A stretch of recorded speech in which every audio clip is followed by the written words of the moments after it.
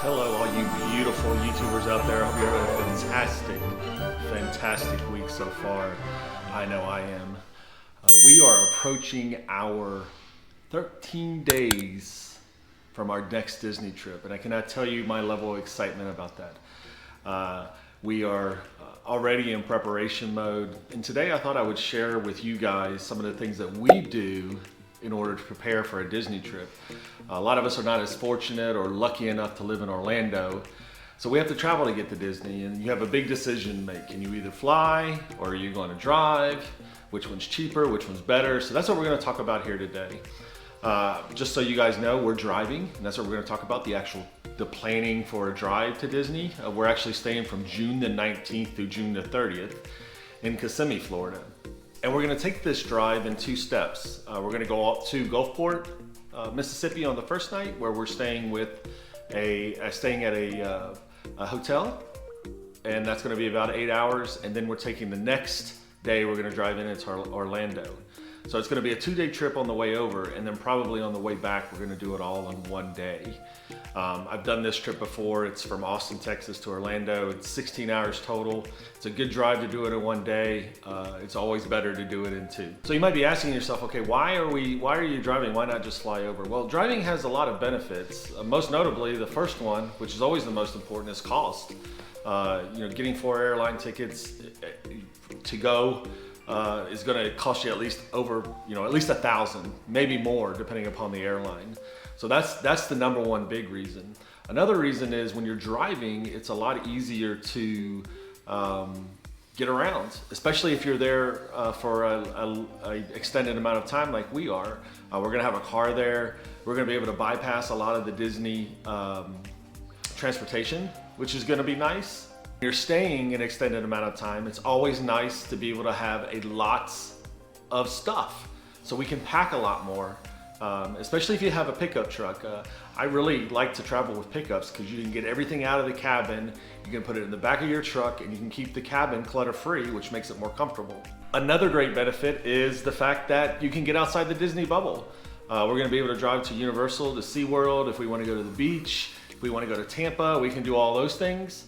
And that's really easy to do if you have a vehicle. And finally, another great reason is food. You can pack food. Since we're staying in a house, we're going to be able to cook the food in the house. We can bring food with us. We can purchase food when we're there. So not having to eat out every night is also another great reason why to bring your own vehicle. So with all that being said, let's talk about some things you must do in order to make your Disney trip safe and comfortable for everyone in your family. The number one thing that I feel that you must do is make sure that your vehicle is in working order. There's nothing worse than breaking down in a car out in the middle of nowhere because you didn't do some service to your vehicle on the way there. That will be a big hindrance and ruin your vacation.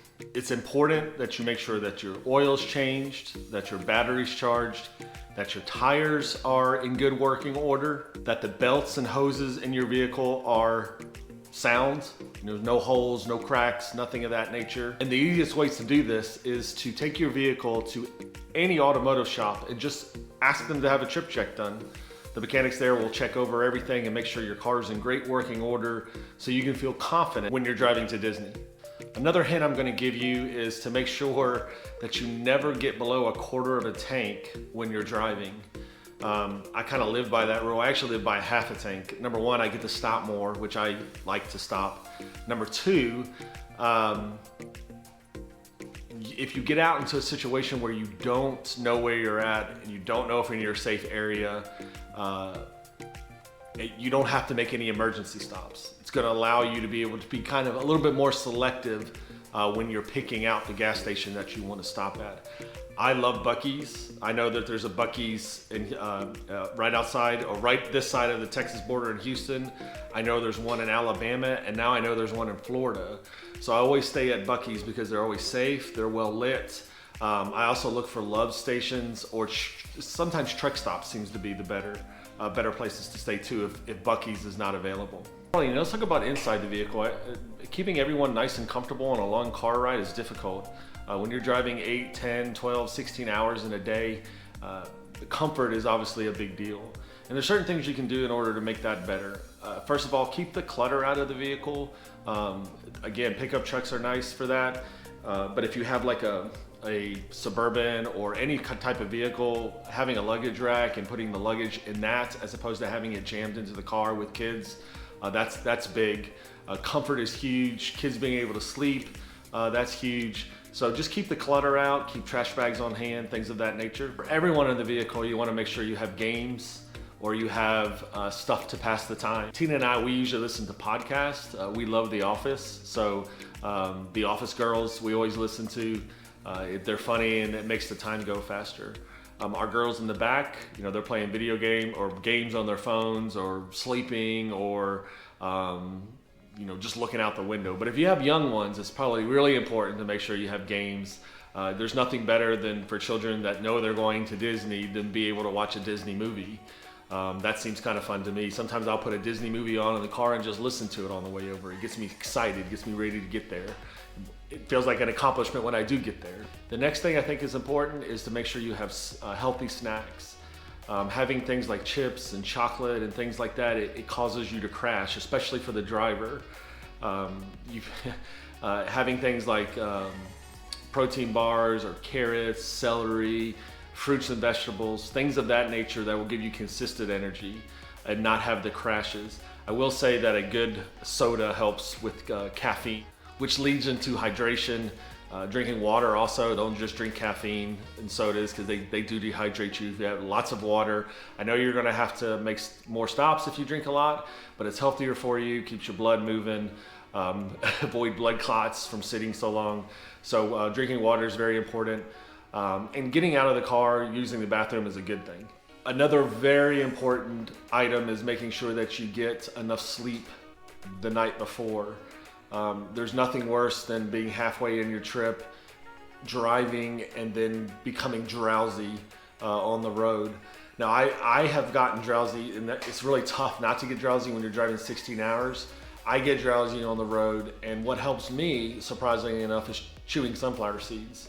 It keeps my mouth moving and keeps me thinking, I'm spitting seeds out and whatnot. I know it's messy, but it's something that keeps me awake.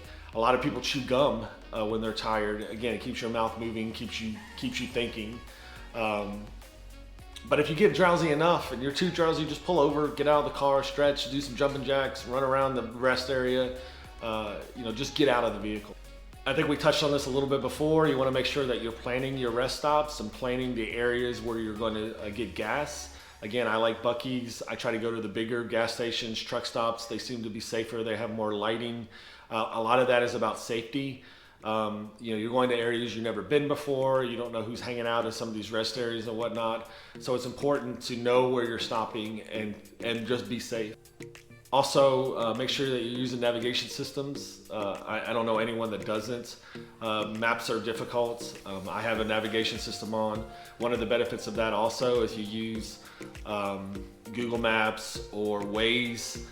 Those allow you to be able to get to your place faster, meaning if there's a car accident or something up ahead that's blocking traffic, they will reroute you sometimes and allow you to miss that and still make better time. Alrighty, and then a couple other little tidbits I'll give out there. Number one, it's very important if you have any medications or anything like that that you're needing to bring along, make sure you have those medications with you. I have forgot medications in the past, and it can be difficult and worrisome to try to get those in a new city. Now, a lot of times, you can call your doctor and they'll just, call up the pharmacy and they'll be able to, fulfill your prescription for the length of time that you're on vacation. But it's still very stressful. So make sure you have enough medications with you for your trip. You also probably want to have a little bit of cash on you, a couple $100 for tips or anything else. Most places now accept credit cards, but I still have a few dollars on me to make sure that I just in case I ever need cash. You never know when you need it. Especially in Florida, there's a lot of tolls. So I actually try to keep like quarters and stuff on me too, dollar bills, just because of the amount of tolls that they have in Florida. It's also to have some sort of roadside assistance service. I have AAA. I think they are known throughout the pretty much the United States. And you're also able to get discounts at hotels and things of that nature. So AAA to me is a very good roadside service to have. They'll tow you and they give you some peace of mind. So as we go through this process, I'm going to kind of show you what we're doing in order to prepare for this trip. It's a big one. Again, it's 11 days in Orlando. We're gonna have a great time. I'm very lucky. I have a job that I'm able to work from home. I think that's that's pretty cool. So I'll be working over there also. So it's not a 100% vacation for me, but just being in Florida and being around Disney, Universal Studios. I've never been to SeaWorld over there. We've been to SeaWorld here a million times in Texas, but I've never been to the SeaWorld in Orlando. So I really want to go there. I want to spend a couple days at the beach. So I'm excited about that. I'm excited about monsoon season. How crazy is that? I love the afternoon rains in Florida. So there's just so much to look forward to. So excited to be going. So there you have it, guys. This is just our first vlog and hopefully many for this Disney vacation. So yeah, I'm excited. I'm excited you guys are coming along with us.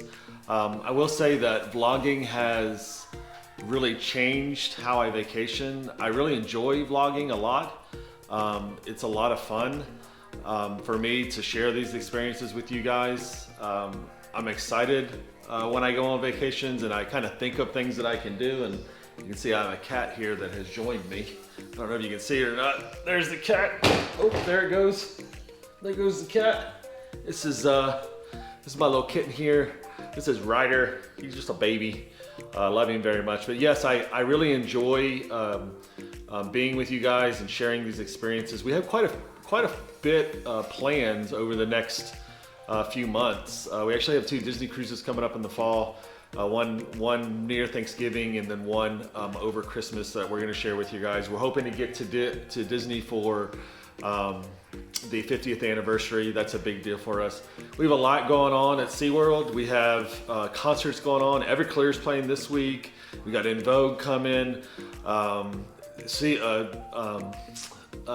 Six Flags has got their stuff going on too. They're no mask there. They have their summer shows or summer fireworks display, which are surprisingly, or not surprisingly, I guess, really good. So, and then we just got life. We're actually changing a lot about our house. We're going to expand our house. I'm thinking about vlogging some of that for you guys, just so you can see what we're doing there. We're actually extending our house, making it bigger. So. Again, vlogging has changed a lot. I really enjoy it. I wish I could do it more. It's tough with a full-time job, and my job is on computers all day long. So it is interesting to vlog and to work on computers, and I feel like I'm constantly doing it. I still got to get exercise in and whatnot. So anyway, I really appreciate it if you guys would give this video a thumbs up and hit the like button. Please subscribe. We're moving up. We're almost to 600 subscribers. I want to get to 1,000 here soon. So if you don't mind, it would be appreciated if you would subscribe.